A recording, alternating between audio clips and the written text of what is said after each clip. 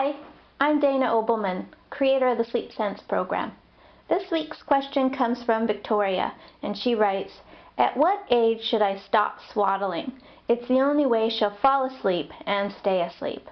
Well, that's a great question, Victoria, and it can be a tricky one because I recommend that people swaddle newborns. I think it's a great tool.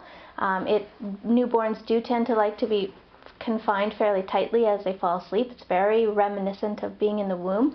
So with newborns, it's great. It's a great strategy.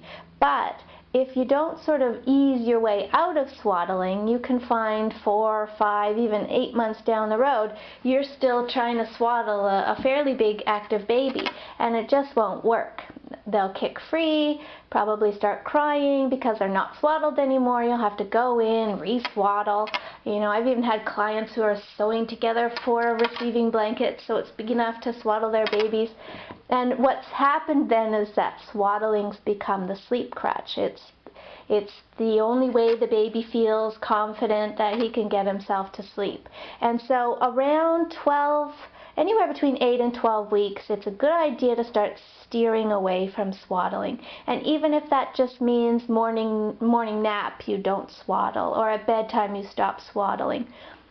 It doesn't have to be all or nothing. It can be a fairly gradual transition. You could start by just leaving one arm out for a couple of weeks, then leave both arms out, and then gradually just move the swaddle all the way down.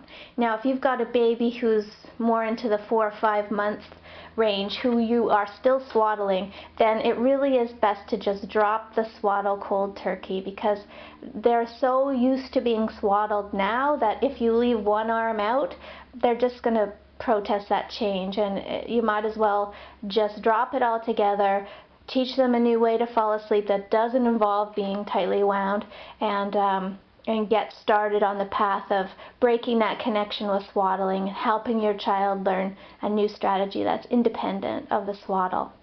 So I hope that answers your question, Victoria. Thanks a lot. Sleep well.